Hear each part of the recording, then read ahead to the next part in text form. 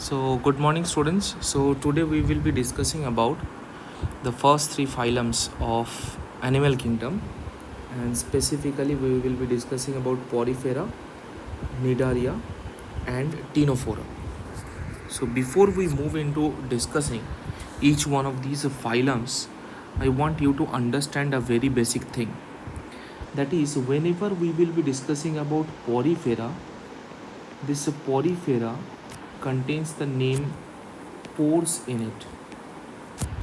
So whenever we are going to discuss about porifera, we will obviously look after these pores. Similarly, when we will talk about nidaria, we will be discussing about something called nidoblast.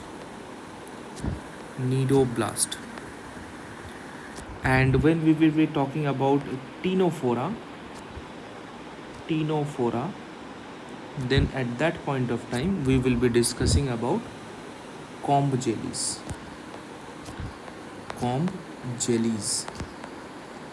These are some specific characters of these organisms. Other than that, we will have many other characters which we will discuss one by one. So let us move into the first phylum that we have, and that is the Porifera. So in case of Porifera, what are the points that we need to keep in our mind? First of all, they are marine. Some of them are found in freshwater habitat, like in case of ponds and lakes. They are multicellular in nature, and they have cellular level of organization.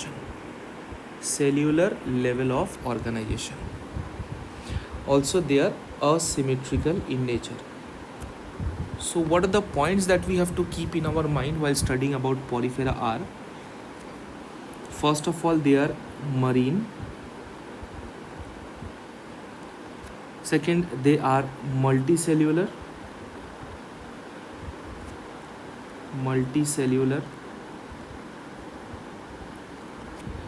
Third, they have cellular level of organization.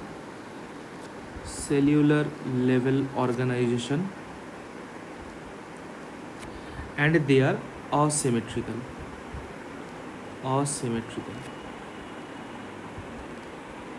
These are the ones that we have done till now. After this, a very important point comes. As I have told you, Porifera means we will discuss about pores. So they will have pores in them.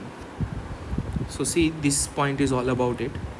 So in sponges, water enters through minute pores, which are called ostia. They are called ostia. Present in the body wall into the central cavity called spongocoel. There is a slight mistake in the spelling. I will correct it when I will draw the diagram and show it to you. And then it goes out of the body through this structure called osculum. And the water cavity or the water canal that is present inside the Porifera is lined by some cells. Those are called choanocytes, also referred to as collar cells. Let us try to understand it with the help of a diagram. So I'm drawing the diagram here. Let us change the color. So if you see a porifera, it will somewhat look like this. The base is attached to the substratum. At the top we have a bigger pore, and on the surface we have multiple pores.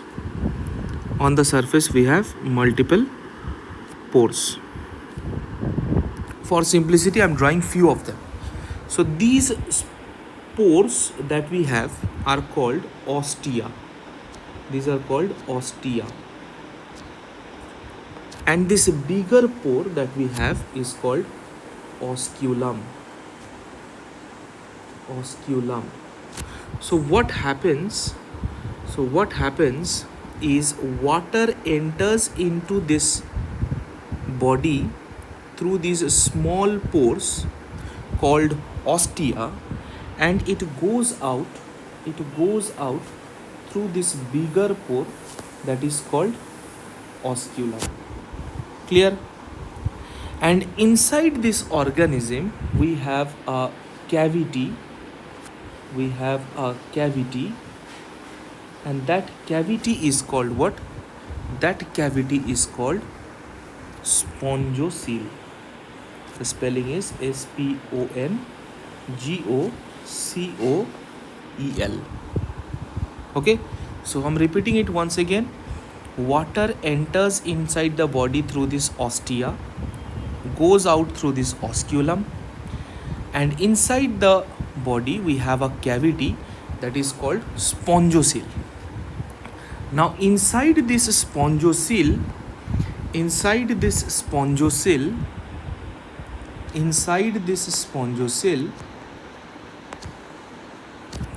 inside wall of this spongocoel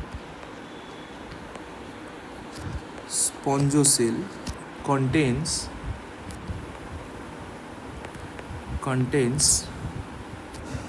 these specific cells called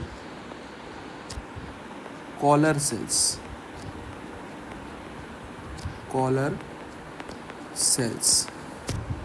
Or in perfect terms it should be called as choanocytes.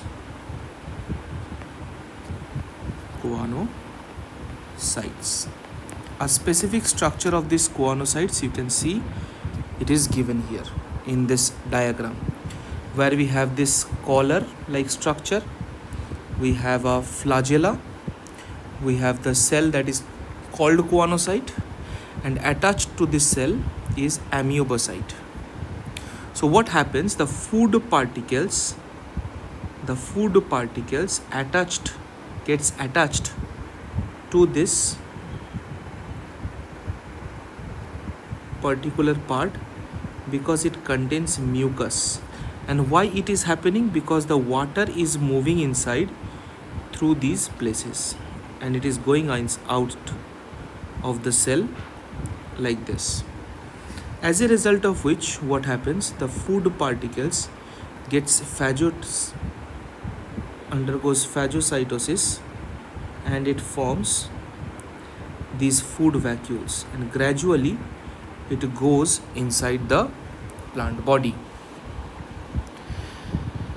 So I'm repeating it once again. Let us understand this point once again. So the sponge contains some minute pores called ostia, right? Through this ostia it reaches the central cavity that is called spongocoel, and then it goes out with the help of osculum, whereas the water canal cavity that it has is lined by some cells called choanocyte, also referred to as collar cells. So the food gathering, respiratory gaseous exchange and removal of waste occurs through this canal system. So whatever is happening, so all these things that is specifically, let me write it here, that food gathering,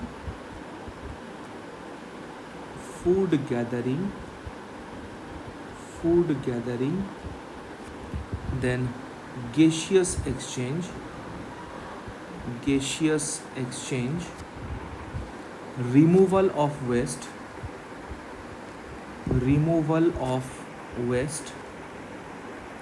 occurs through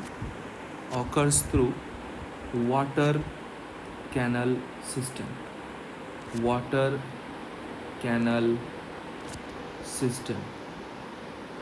And I have discussed about this water canal system here, right?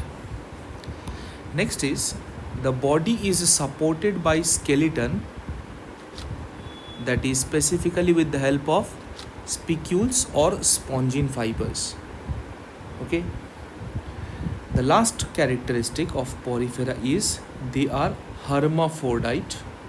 Hermaphrodite means the same organismic body contain or can produce male and female gamete. So if I write it here, it will look like this.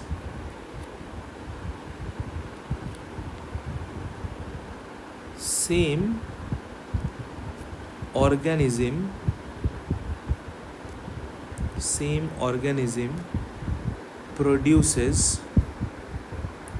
produces male and female gamete.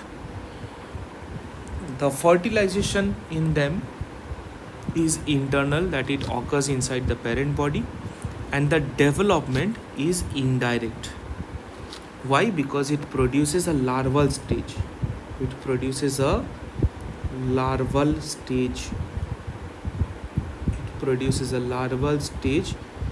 Before forming the complete organism.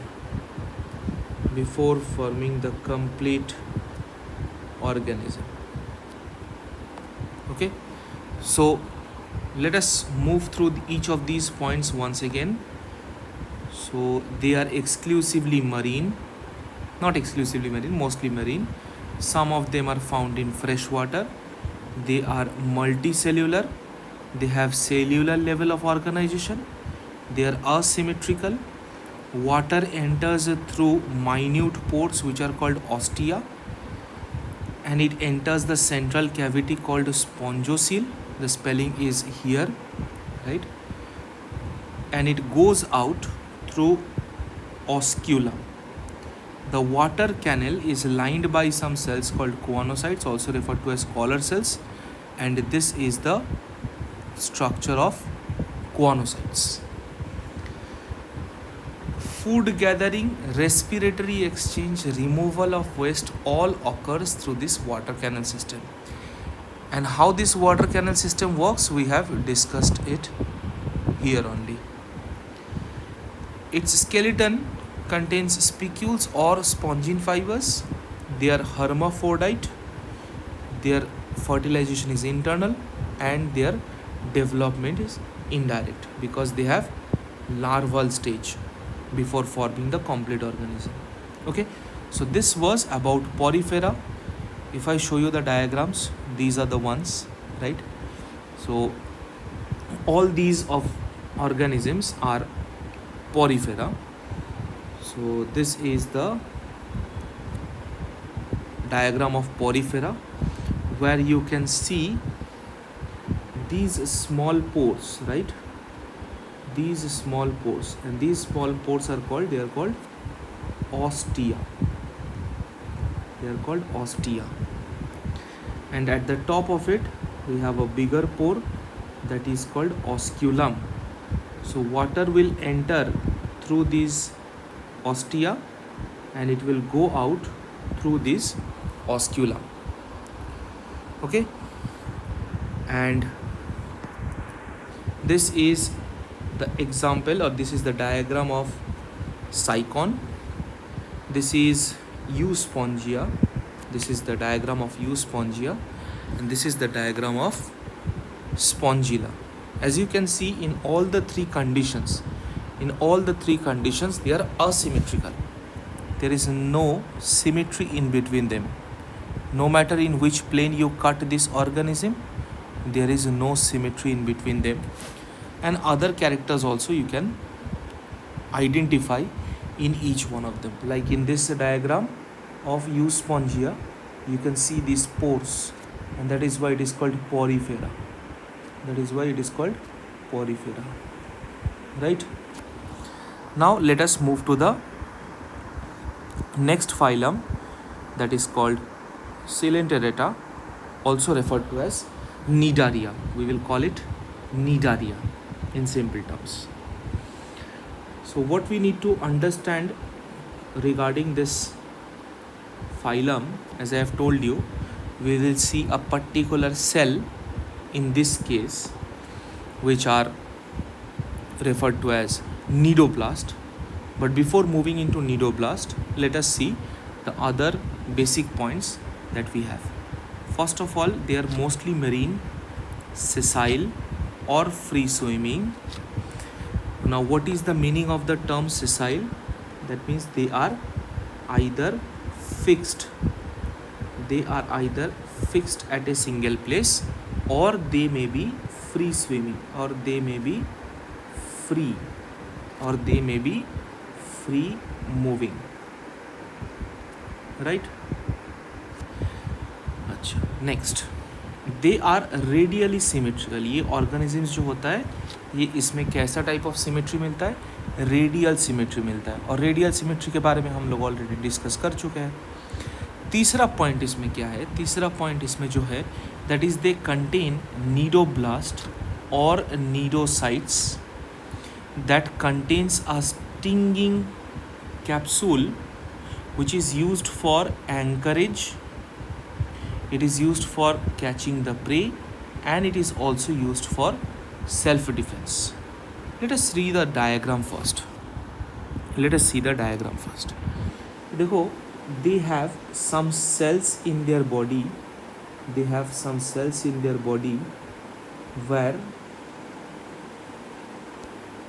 where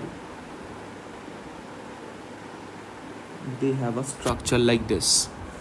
Okay, now what happens in this case? In their cell, they have, just a minute, they have this structure called lasso.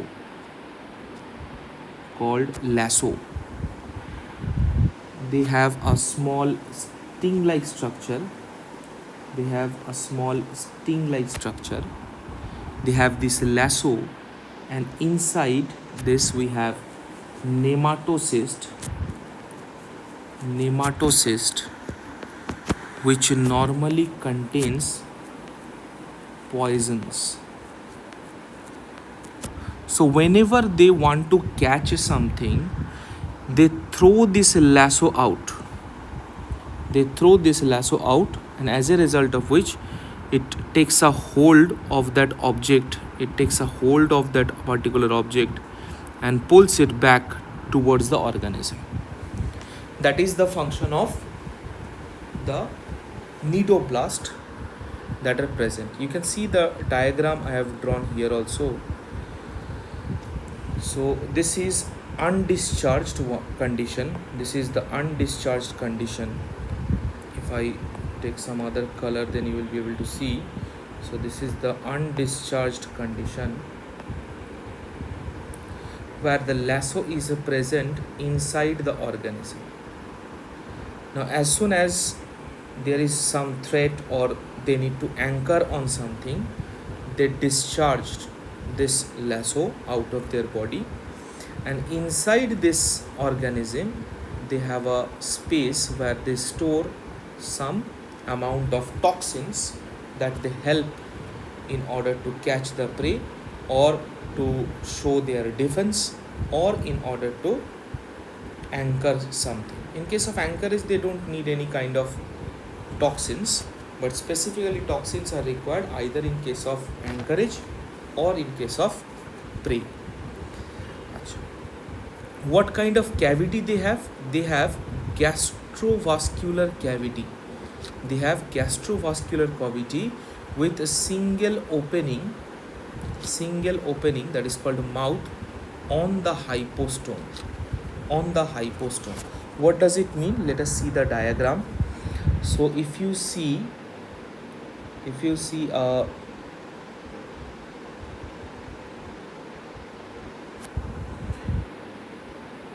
so this is what it looks like.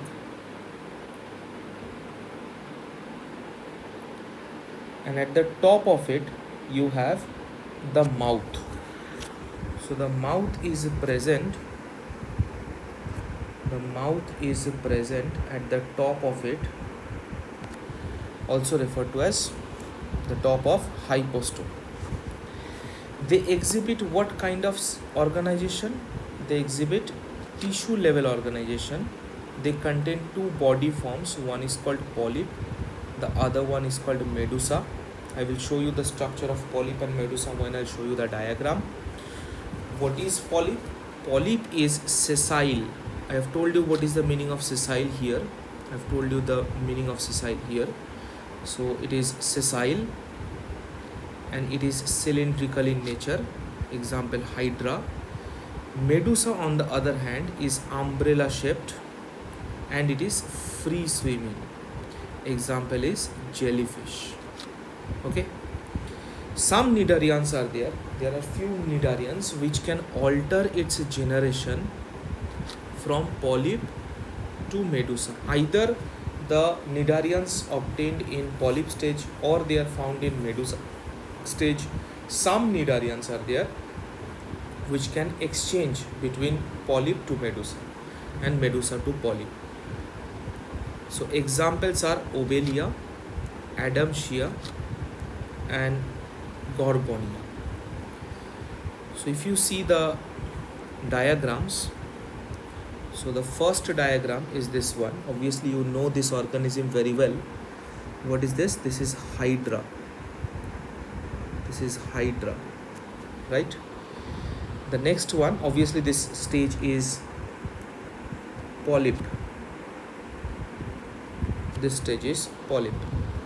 Achha, what is this one? This one is Aurelia, also referred to as jellyfish. Aurelia. And this stage is medusa stage. This stage is medusa stage. As I have told you, I'll show you the diagram. So this is the diagram of a cnidaria in polyp stage and in medusa stage. So in polyp stage it is cylindrical, as it was mentioned in the points, that it is cylindrical and it is sessile, whereas this medusa stage is umbrella shaped,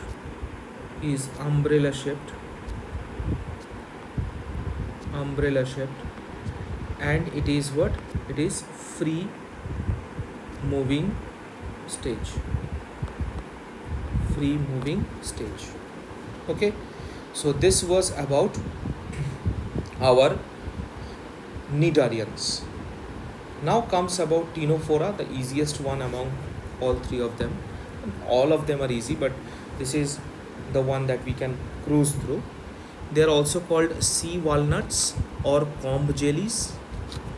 They are exclusively marine. They are only marine. They show radial symmetry. They have tissue level organization. They exhibit bioluminescence. That means they can produce their own light. When I show you the example, it will be more clear. They can produce their own light. They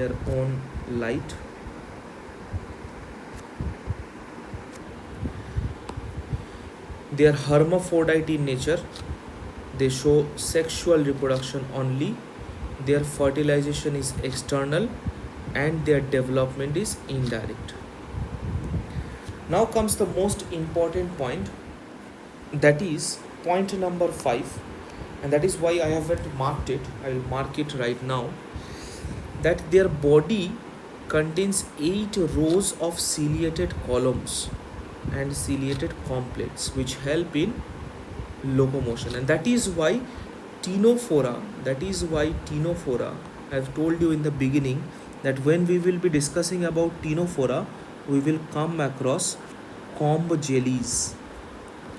So comb jellies basically are used for locomotion. So how many of them are present? There are 8 rows. Let us try to understand with the help of a diagram. So if you see this diagram, they have tentacles.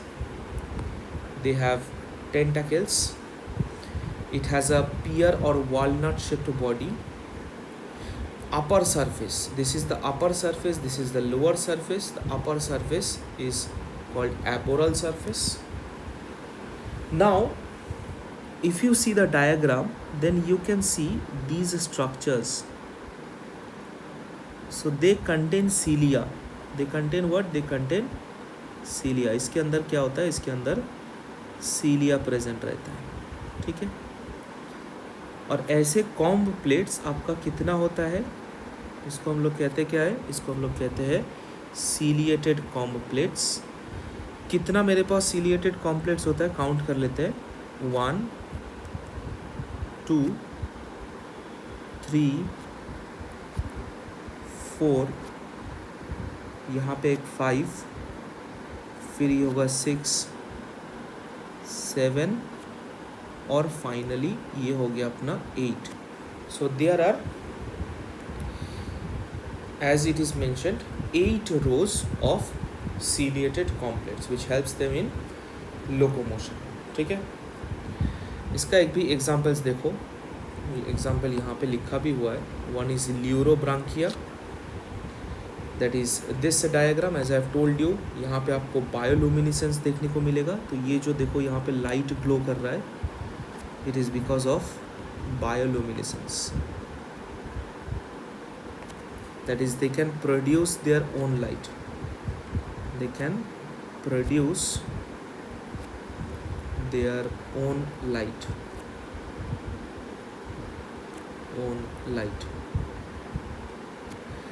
And यहाँ पे जो diagram draw किया हुआ था, that is this one, that is linoplanar. That is linoplanar.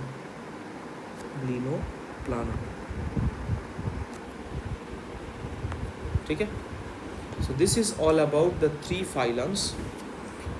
One is